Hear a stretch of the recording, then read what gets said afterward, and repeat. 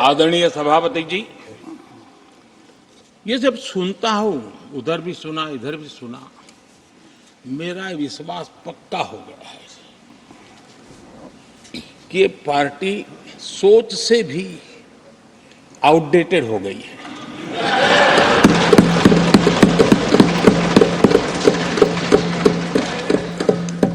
और जब सोच आउटडेटेड हो गई है तो उन्होंने अपना कामकाज भी आउटसोर्स कर दिया है। देखते ही देखते इतना बड़ा दल, इतने दशकों पर तक देश पर राज करने वाला दल, ऐसा पतन, ऐसी गिरावट हमें खुशी नहीं हो रही है। हमारी आपके प्रति संवेदनाएं हैं, लेकिन डॉक्टर क्या करेगा जी, पेशेंट खुद। आगे क्या बोलूं?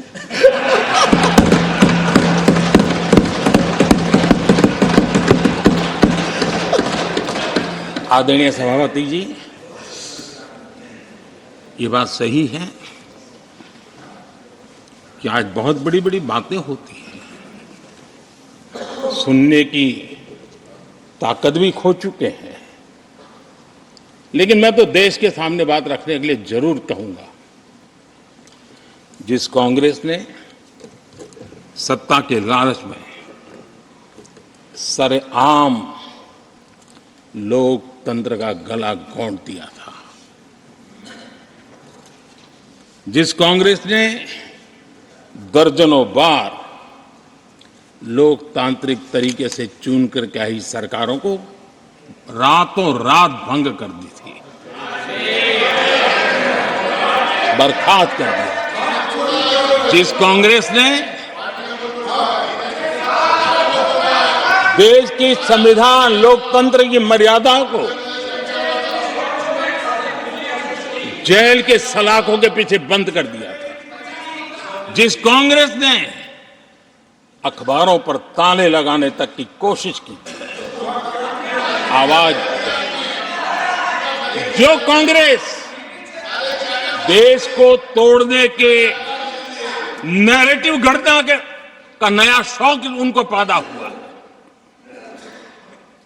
इतना तोड़ा कम नहीं है, अब उत्तर दक्षिण को तोड़ने के लिए बयान दिए जा रहे हैं।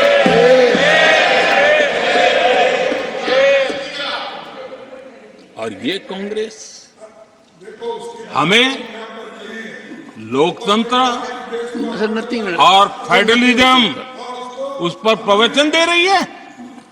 आदरणीय सभापति जी, जिस कांग्रेस ने और भाषा के नाम पर देश को बांटने में कोई कसर नहीं छोड़ी, जिस कांग्रेस ने आतंकवाद और अलगाववाद को अपने हित में पनपने दिया, जिस कांग्रेस ने नॉर्थ ईस्ट को हिंसा, अलगाव और पिछड़ेपन में धकेल दिया, जिस कांग्रेस के राज में नक्सलवाद के लिए देश के लिए एक बहुत बड़ी चुनौती बनाकर के छोड़ दिया, जिस कांग्रेस ने देश की बहुत बड़ी जमीन दुश्मनों के हवाले कर दी, जिस कांग्रेस ने देश की सेनाओं का आधुनिकीकरण होने से रोक दिया, वो आज हमें राष्ट्रीय सुरक्षा और आंतरिक सुरक्षा के लिए भाषण दे रहे। जिस कांग्रेस ने आजादी के बाद से ही कंफ्यूज रही, उनको उद्योग जरूरी है कि खेती जरूरी है, उसी कंफ्यूजन में गुजारा किया। जो कांग्रेस तय नहीं कर पाई कि नेशनलाइजेशन करना है कि प्राइवेटाइजेशन करना है, उलझती रही। जो कांग्रेस 10 वर्ष में 12 नंबर से 11 नंबर पर आर्थिक व्यवस्था ले आ पाई, 10 साल में 12 से 11 नंबर, और आप 12 से 11 आने में बहुत मेहनत नहीं पड़ती है। जैसे जैसे आगे बढ़ते हैं तो मेहनत और बढ़ती है। हम 10 साल में 5 नंबर पे ले आए। और ये कांग्रेस हमें यहां आर्थिक नीतियों पर लंबे लंबे भाषण सुना रही है।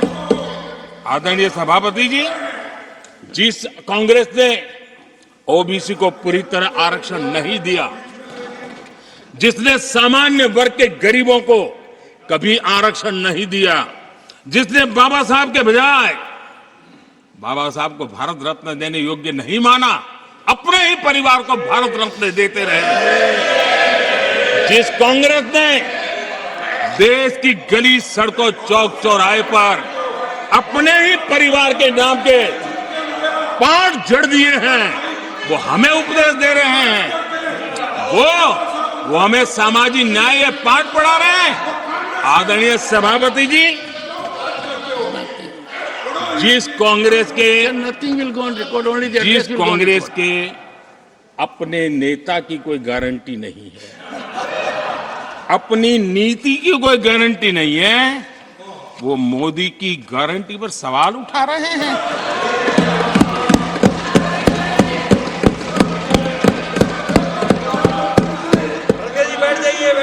आदरणीय सभापति जी, आदरणीय सभापति जी, यहां एक शिकायत थी,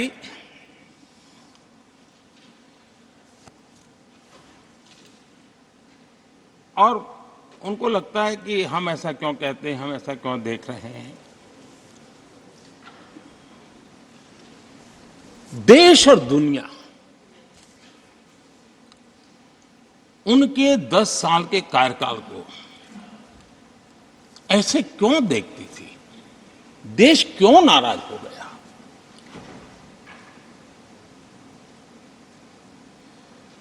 इतना गुस्सा देश को क्यों आया? आदरणीय सभापति जी, हमारे कहने से सब नहीं हुआ है।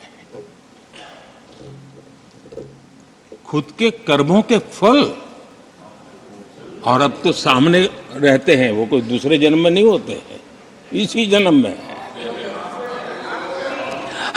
आदरणीय सभापति जी, कुछ हम किसी को बुरा नहीं कहते, हमें क्यों बुरा कहना चाहिए? जब उन्हीं को लोगों ने बहुत कुछ कहा हो तो मुझे क्या कहने की जरूरत है?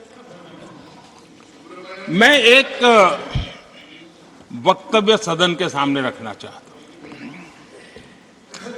मैं पहला कोट पढ़ रहा हूं।